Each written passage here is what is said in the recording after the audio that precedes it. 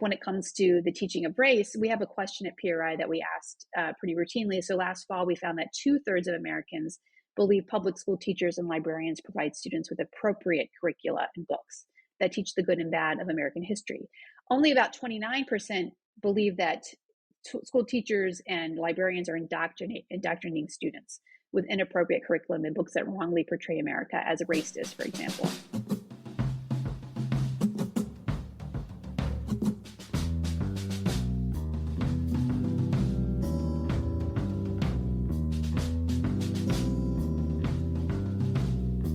The Signal is a podcast by the Bucks County Beacon.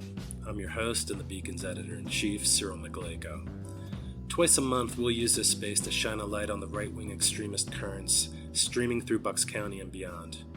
We'll talk to guests who will help listeners navigate these perilous political waters by providing insight, analysis, and organizing solutions so that we can steer the community toward calmer, saner, progressive routes.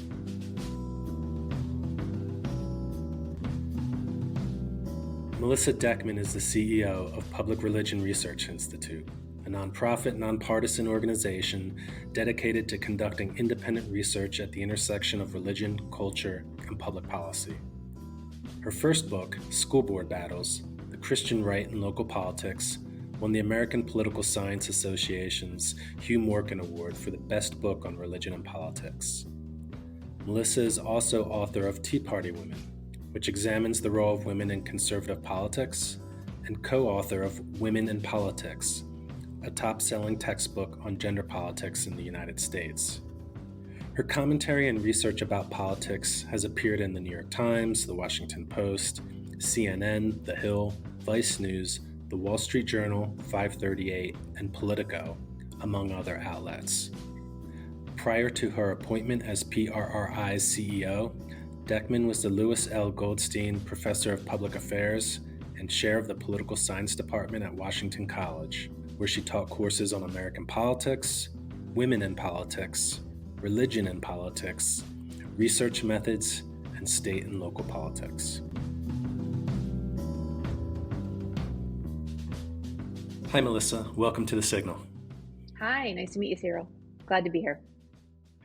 Great. So your first book that you published back in 2004, School Board Wars: The Christian Right in Local Politics, examines the movement's attempts to influence school boards and public education in general in the 1990s.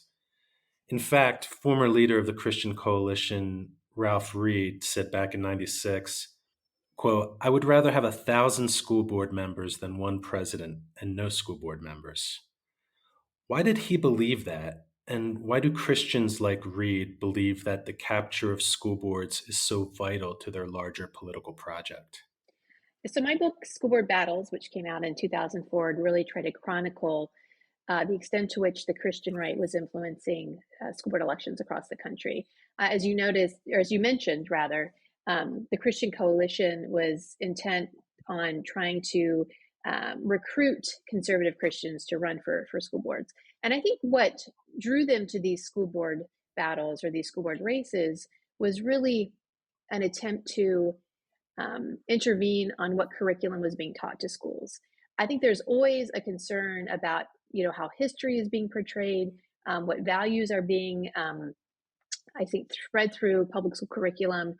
And so whenever there's, I think, a challenge to the religious or cultural views of conservative Christians, there is a desire to try to influence what's happening at the school board level.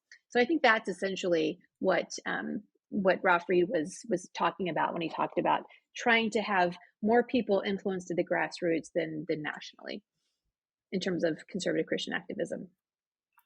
So can you talk a little bit more about what their vision is for this transformation of public education's curriculum, what that might look like?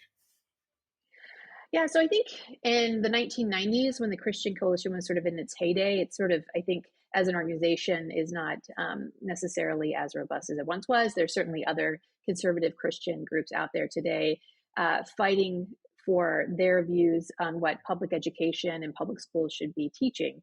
But certainly then as in now, I think there are some similarities that we're seeing happening. One is a concern about sex education and a concern about um, what we would now call LGBTQ activism. So back in the 1990s, I think the concern was the introduction of conversations about homosexuality as part of the school curriculum. That, of course, now I think is morphed into not just concerns about homosexuality, but certainly concerns about gender identity and transgenderism. As you can see by following lots of right-wing media or going to the websites of conservative Christian groups, there is a concern that public schools are indoctrinating students or influencing students to challenge their gender identity or to become transgender. And so the one through line, I think, in activism among the Christian right and conservative Christians in education politics is really dealing with issues of sex education. So that's one issue. But secondly, I think it also is about considering, the history of the United States. And so back in the 1990s, one thing that's slightly different than, say, today is that at that time in the 1990s, we still had a majority of Americans who were white and were Christian. Maybe not conservative Christian, but nominally certainly identified as being Christian. I think what's happened now and what we're seeing in school battles across the country is that we have with Generation Z, who are Americans born after 1996. And so students in middle school right now and in high school are part of this generation. This is the most racially diverse and ethnically diverse generation. They're also less religiously affiliated. And so because of all these demographic changes, I think there is a heightened interest in essentially considering how race and how religion is being taught in public schools in response to these changing demographics. And so, for example, we've heard a lot of talk about critical race theory.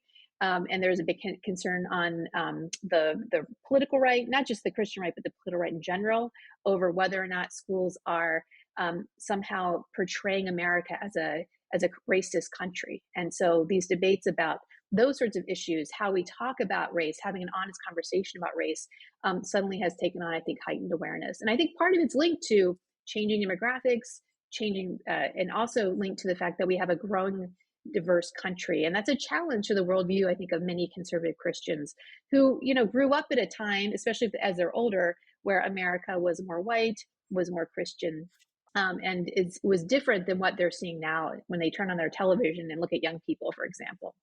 So this is just, backlash politics to social progress and the pace of social change, as well as demographic changes we're seeing across the country? I think that's a good way to think about it. Absolutely, right? Because not only is Gen Z, for example, thinking about young people, the most racially and ethnically diverse generation, but it's also the generation that's most likely to identify as LGBTQ. I mean, we find in our data at PRRI and other studies find that among Gen Z, 1 in 4 roughly identify as being part of the LGBTQ movement.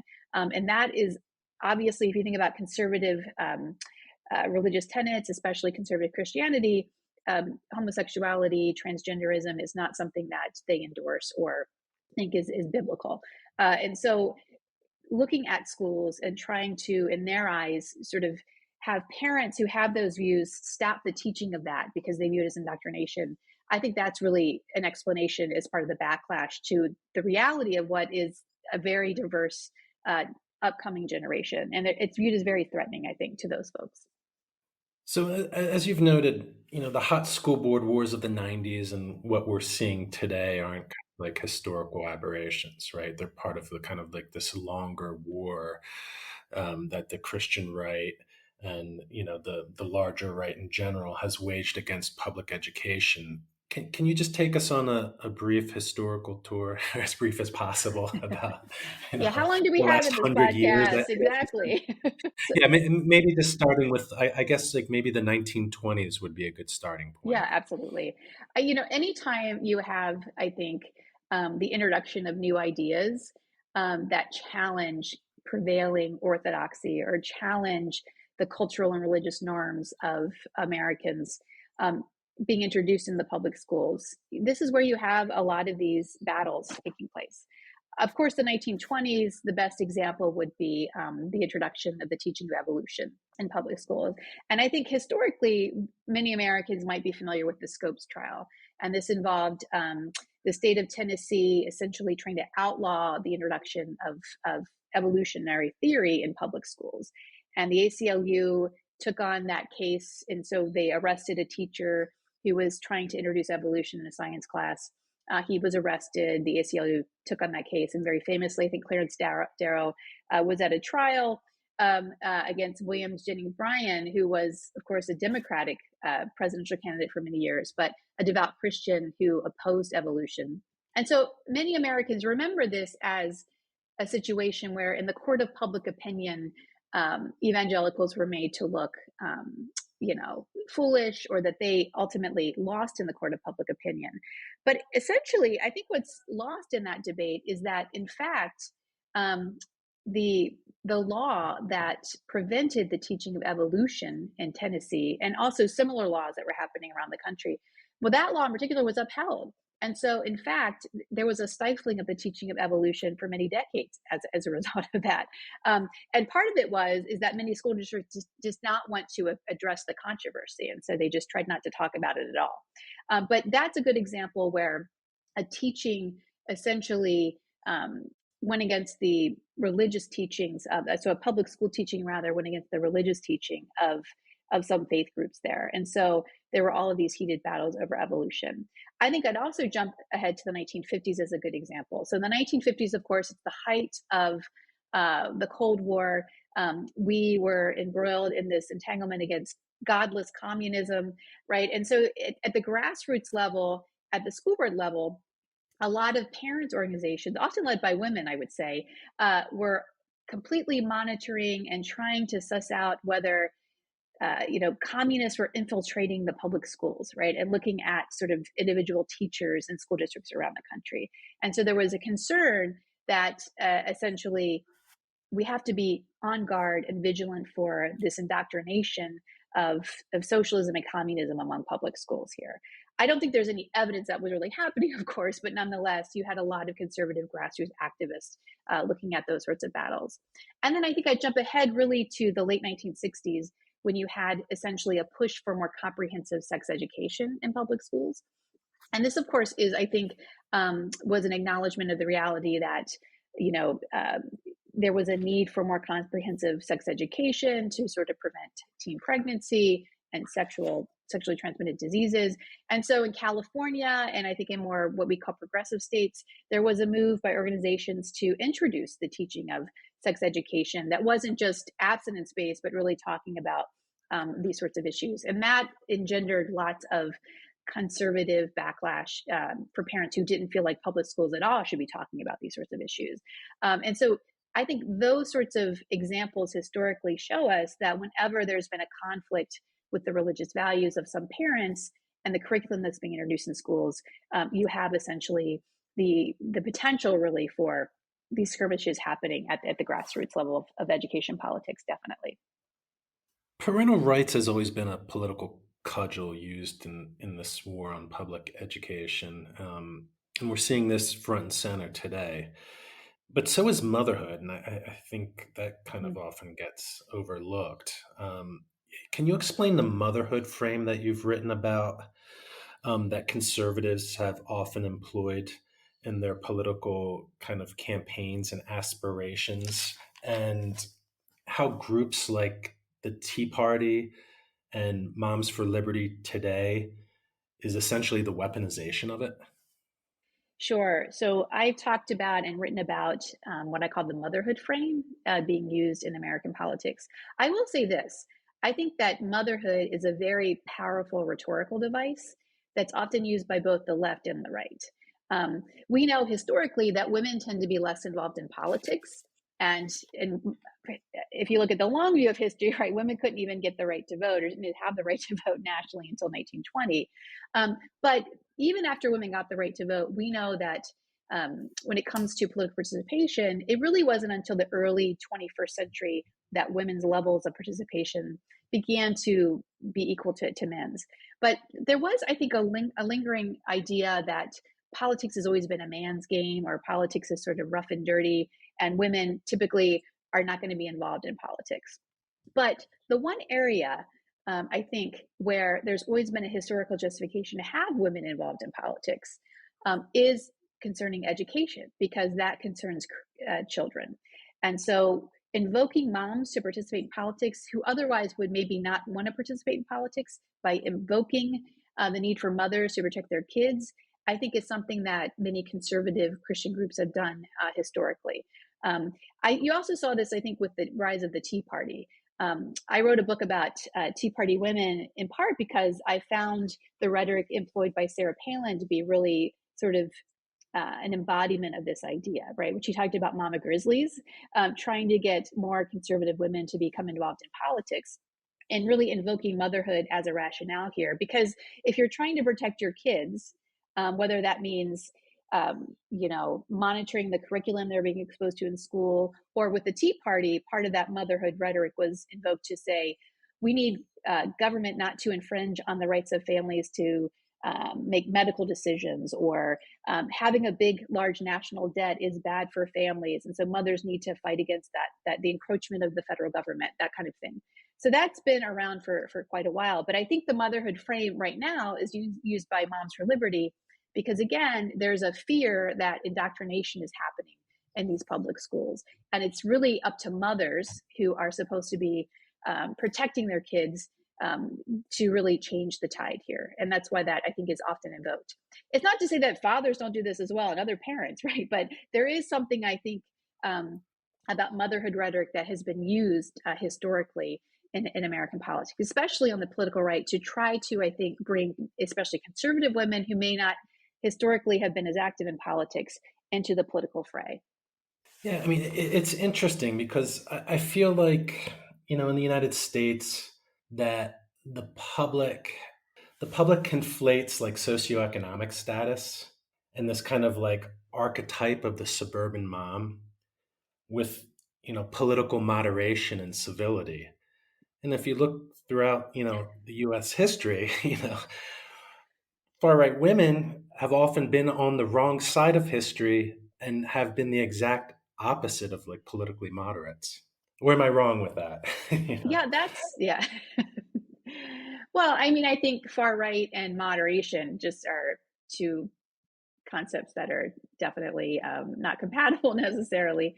Um, I think it's that if you think about this from a conservative religious worldview, um, part of what defines that conservative religious worldview is the patriarchy and the idea of a family structure where there's a dad in charge, there's a mom who's the kind of the complementarian aspect is that, you know, she's not the leader, she's the helper, but that's a role that God has ordained. And so any challenges to that kind of worldview where the primary structure is one of a nuclear family with children.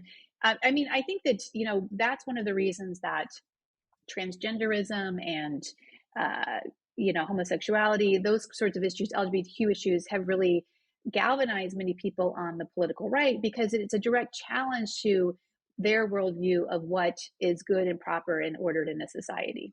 And so I think I'm not sure I'm answering your question about moderation here, but I think in the larger context for many conservatives, you know, what they're seeing being introduced in some school districts is a direct challenge to that sort of orthodoxy of what a patriarchal worldview should look like.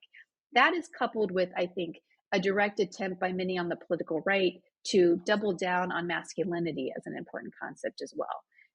I would, for example, encourage your listeners to read Kristen Dumais' book, Jesus and John Wayne, which is an examination of the importance of masculinity politics when it comes to the Republican Party. But they're all of a piece because it really harkens to this idea that men are under siege, that people just, are not adapting to what the God ordained order should be of having families and essentially that involve one mom and one dad.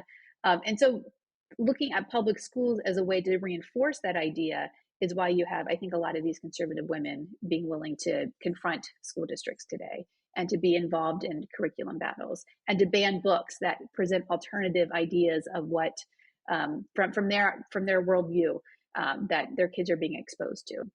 Even though the vast majority of Americans, I would say, oppose book bans and do not necessarily have that worldview either.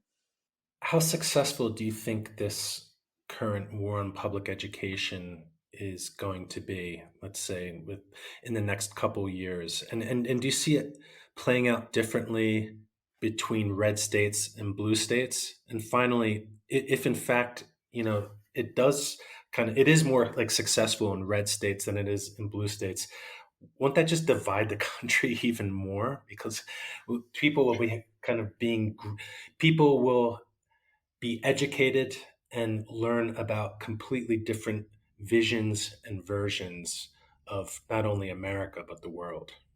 I think you're right in the sense that there are different political realities happening in red and blue states on these issues.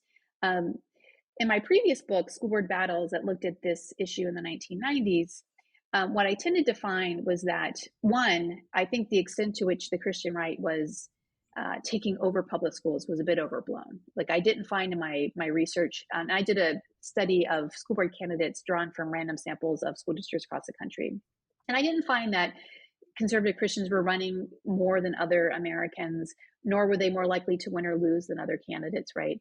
But I also did a couple of case studies in school districts where conservative Christians had been elected.